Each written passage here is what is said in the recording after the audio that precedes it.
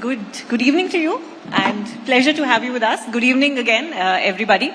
Now, we're of course joined by someone who's a very young and dynamic face of the Congress party here in Tamil Nadu. She joined politics at an extremely young age. And it's very interesting because politics, especially if you don't come from a political family, is sometimes not the first choice that people make. So her entry into politics was purely issue-based. She came into politics because she wanted to be the voice of farmers. She contested general elections for the second time in 2019 from the Karur constituency, and she defeated a veteran politician from the AIADMK. She's an MP now, and the margins with which she won surprised so many people, including herself, as we just discussed. So a very warm welcome to you as we start talking about women in politics, a different kind of leader. When we had a short chat a little while ago, she said, we shouldn't say that someone is a woman journalist or a woman politician. But the fact of life, Jyotimani ji, is that it is difficult for women because traditionally, I think the reason why we sometimes specify it's a female journalist or a female politician is because these roles have traditionally been played only by men, which is why we need reservation today, right? So that there is more representation of women. So what is special about being a female politician in India? Good evening to all. Thank you for your kind words. See, always it's special for women to be in politics because, as you said, it's basically been seen as a male-dominant place. Also, it's a place for male. But it took a lot of time, hard work, resilience to fight this. So it is harder. Not little harder. Always there is a glass ceiling above your head.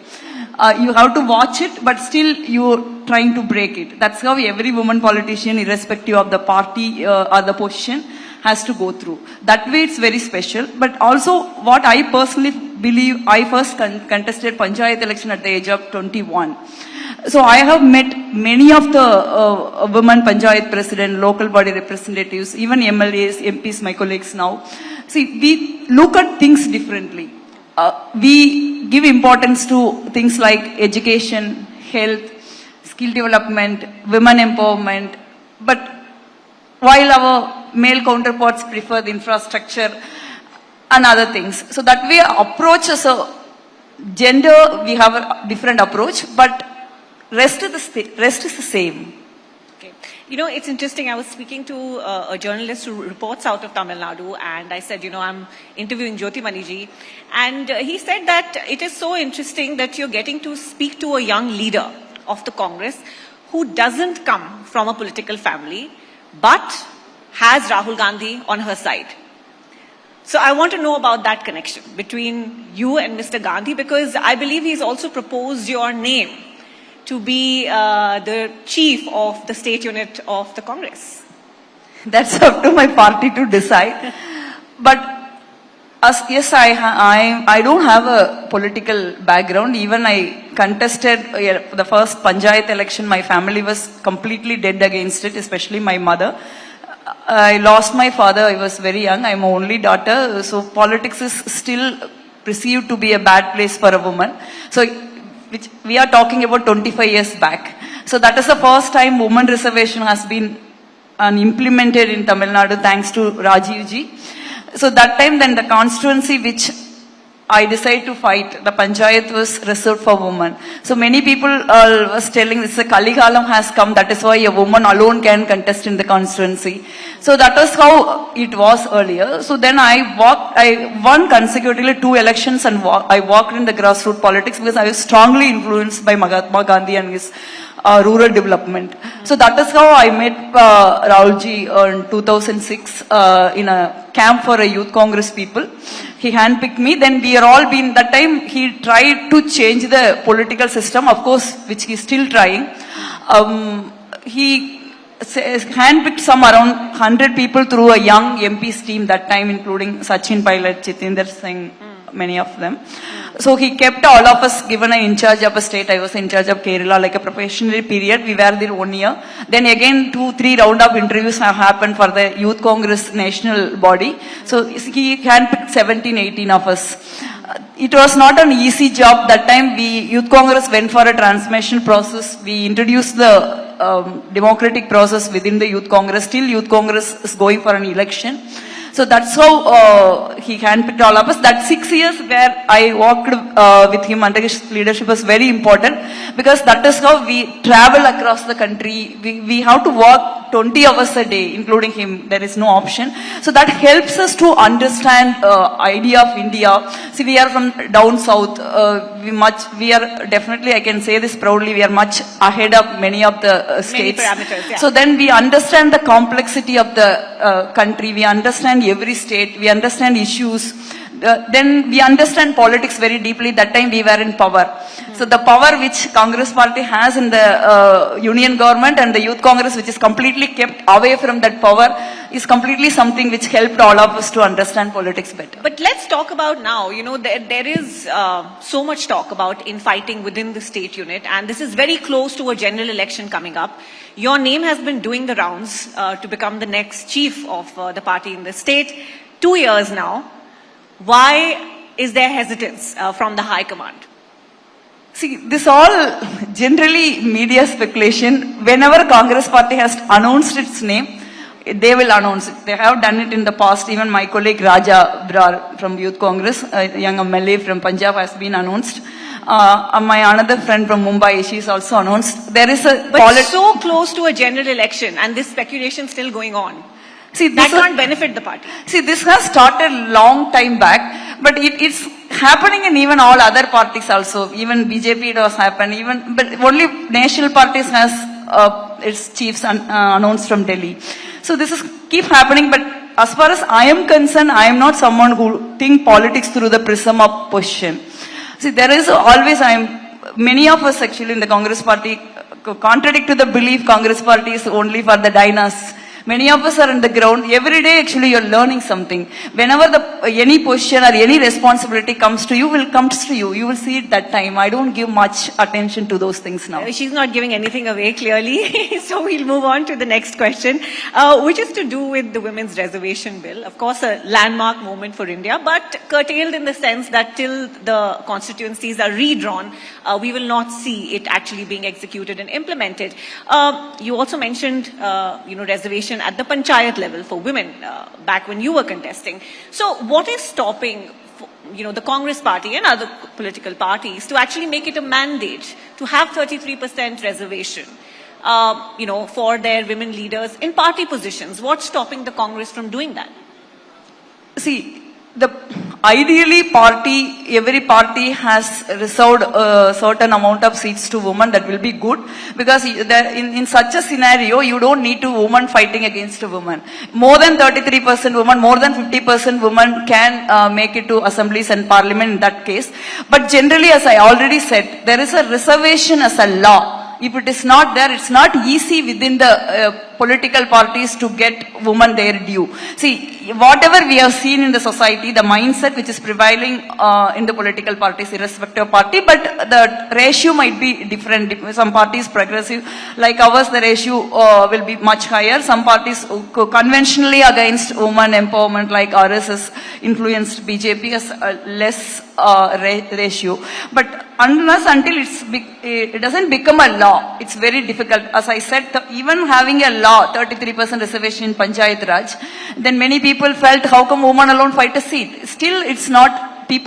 You could see many people say that women are binamis to their husband, brother. I used to ask them back, see, you have a 70 years of history in the assemblies and the parliament. How many of the male MPs has stood up and spoke on their issues? Nobody will ask all men going to the parliament is waste. Then why do you come around a woman? There have been like a poetry in the Sri Lankan Tamil poet, I forgot his name, which he said 300 years you've been in the kitchen, so you will know which things is in which place. So like this, we've been completely bought from this for ages. So now we come this, you cannot expect every woman will be perform overnight, but there are many people like me, even I didn't perform overnight. It took lot of time for me. I was very naive. I was 21. I was still playing with kids in the street. After 5 years, I got elected. So slowly we will learn. So that's why actually, in my personal view, until it's become a law, it will not happen. But unfortunately, we were all very happy for a 24 hours in the last parliament session. We thought it will be through, though we have our own skepticism. But finally, when the draft came to us, then when we were very much disappointed that this is actually election gimmicks. It's not going to happen anytime soon. But I wish Rahulji also promised, if Congress comes to power, definitely the first sign will be of this women reservation bill. Okay, and I hope that, there can be changes at the political party level as well. Because like you said, perhaps more training also required, for women leaders when they enter the fray. See, why it's very important to have a still political party level grooming a woman leadership is that, see, election is all about winning and performing after the winning. So when women leaders should given a due position in the party structure from booth to district level. You see many of the political parties, the block level leadership and the district level leadership, state level leadership is men. So that way actually the practice has to start from the political parties, as you rightly said, from the party structure. Then we will have a very better leadership coming to the fray. Okay. So, talking about role models and women in politics, Jayalalitha is the most successful female politician, not just, in southern India, but arguably across the country. I understand there's a difference in ideologies, but was she somebody that you looked up to? See, it's obviously Indira Gandhi and my mother.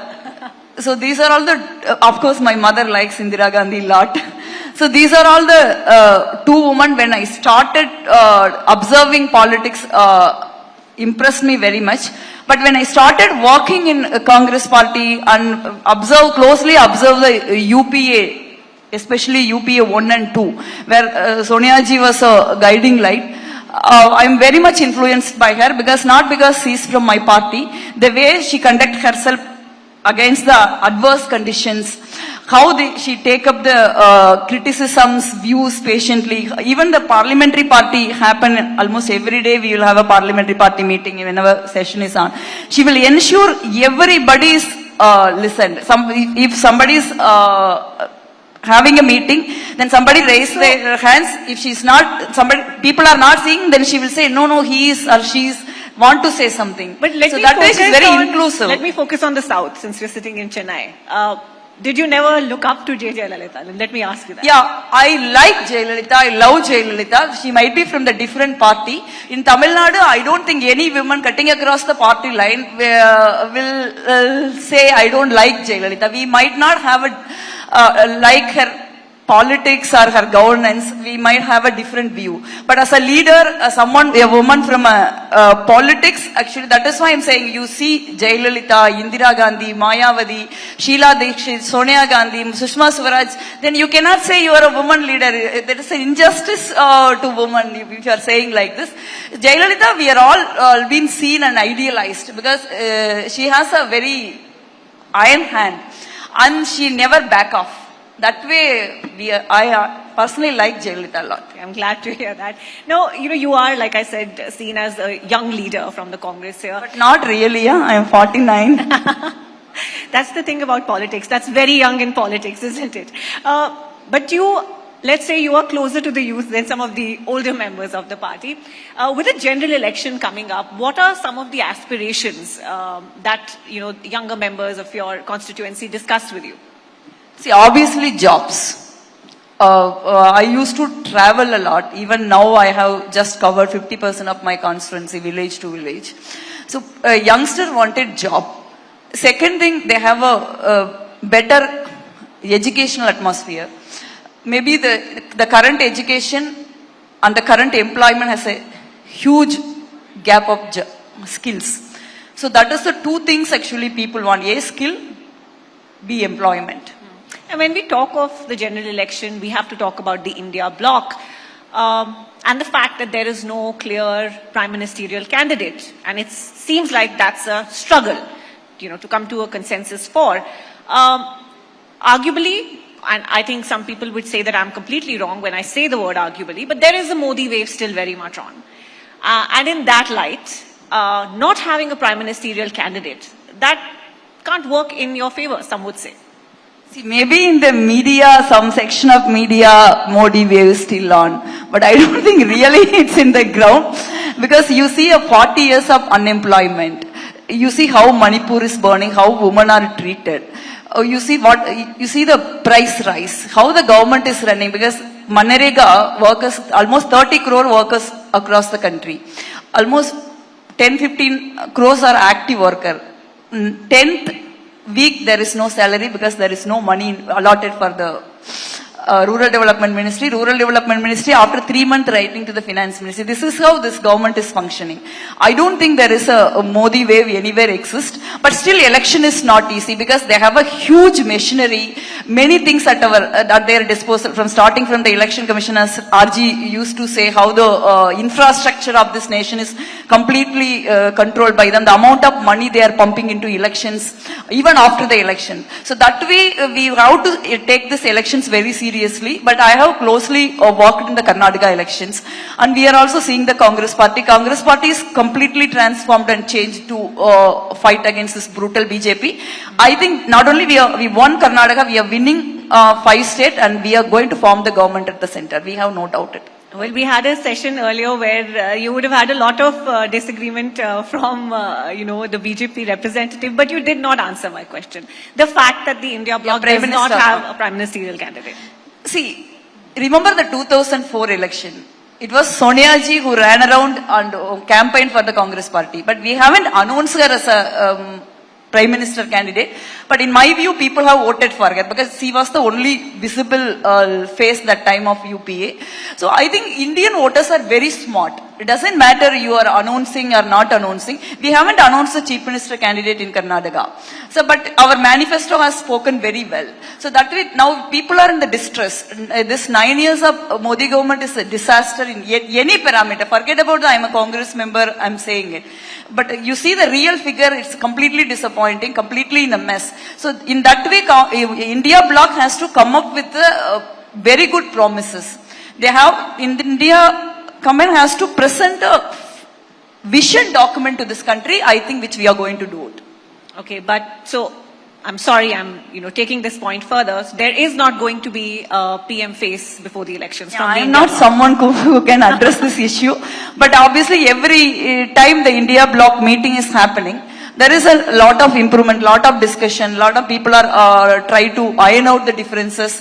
We are improving a lot. We never know, it might happen also. It's too early to say how come we can say the Prime Minister candidate will not be announced. Might be also. Sure. Now, what also happens when you have so many political parties coming together is difference of opinion on various issues. The Sanatan Dharm comment being the last which enraged many voters, that couldn't have helped. Sorry? The fact that the comment against Sanatan Dharm was made, part of the India alliance, the leader is, and that is something that would turn off a lot of voters. So how did Congress handle that? See, election is a completely different machinery. Because at the end of the day, you have to convert every vote in our favor, and you have to physically convince them to come and vote for you. So it's a lot of physical hard work is happening. And second thing is now the last 9 years, especially last 5 years, things has dramatically changed in terms of WhatsApp. Whatever the WhatsApp spreads, it's been seen as a truth. That's one of the reasons, as you said, the Modi wave still exists, because it still exists in the WhatsApp. So that we need to counter very hard, but I think we are putting up a machinery to do this as a parties separately, as a India alliance together. But apart from that, RG's Padayatra has helped to galvanize the Congress party and their Congress party cadres and the public at large, because I walked throughout the yatra. We have seen lakhs of people coming and joining the yatra. We couldn't manage the crowd. After Kerala, we stopped managing because we couldn't manage the crowd. So we used to go along with the wave. So that way, the Padayatra has helped the opposition to present their case. Okay, I actually wanted to talk to you about the Bharat Jodo Yatra because she was one of the prominent faces throughout, that entire campaign. What was personally your biggest learning from that experience? See, whatever the technology we have, it's almost every year it's changing. Still, the oldest thing is genuinely connecting people in the ground is the best political thing any political party can do. That's my biggest learning in that. Okay, that's interesting, and I think how technology is being used sometimes also to spread misinformation. That is also one of the biggest thing why I'm saying is there are millions of money has been spent to defame RG. That is not true. But within the 10 days of Padayatra, we are able to break the myth. People would see who really the Rahul Gandhi is. You said there is no Prime Minister candidate for the India Alliance. Whether we are announcing Prime Minister candidate or not, people will see RG as Rahul Gandhi as a Prime Minister candidate. He's the tallest leader in the country now. You can't deny that. Okay.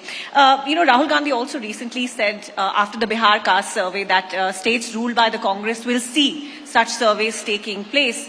And then the criticism to that comment has been that this is appeasement of a different kind. How do you react to that? See, what is this an appeasement? I don't understand. It's simply a data. See, now every every community is claiming we are in this much percent, we are in this much percent. But nobody is, of course, SC, ST, we have a data. But OBC, we don't have a data. What is wrong?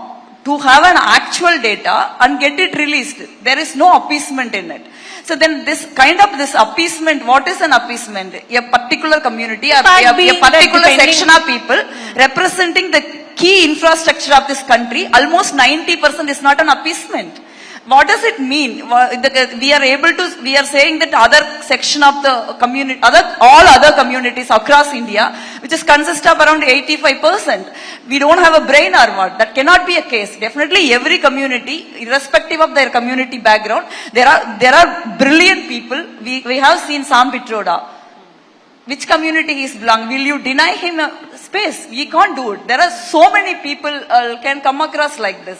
So why we have to talk about the representation? This appeasement thing is coming. When 15% people controlling the complete economy of the country, judiciary of the country, official administration of this country, political system of the country, then we don't see it an appeasement. This itself a problem because this kind of theories floated by the influential section of the society to control the power in their hand. They do not want other communities to get into that space. It's been controlled for centuries. At this time to break it. How you break it? You can do it scientifically. That is how this caste data comes in. It's not new. Congress, when UPA 2 has had the caste census, but we couldn't release it. That's the problem. Okay. So Jyotimani, I'm going to come back to being a woman in politics. In general, there is so much discussion around work-life balance. How are you able to achieve that? Because we might learn from you. See, I'm an exceptional case because I don't have a family to balance. I lost my father, I was very young. I lost my mother 6 years back. I lost my cat also 4 years back. So I'm alone because I don't have a family to spend time. But I used to take time out to read and write. Now it's been considerably reduced, which I regret. I was about to ask, I think one of her passions has been writing. So are you continuing with that, right? I was a writer, no longer, but now I'm going to write an article on Bharat Jodo Yatra. So maybe I have to restart like that. Okay, final question, Jyotimani ji, would be that there is a young audience that is watching you on social media. And what would be your message to them, especially the girls? Because like you said, that till today, if you're a young woman, you may think twice, even if you have the intention to join politics. So what is your advice to them? See, even my experience, you want to fight for a justice. A man can take up any issue, they can fight directly justice. But woman wanted to fight for a justice, you have to do 2 times. First you have to fight your gender, then you have to fight for issues. This is keep coming, whether you are a politician, you are a journalist or you are students, this has been for this centuries the practice is there. The only way to fight this out is be brave and follow your heart. That's the best way, which I'm not saying this is an advice which I don't believe in. I'm just sharing my experience. Wonderful. I hope all of us have the courage to follow our hearts and our passions. Thank you so much for being with us here on this platform today. Thank you so much to you and the ABP News and all who are sitting and listening to me patiently. A big Thank you round so of much. applause, please. ladies and Nandri. gentlemen.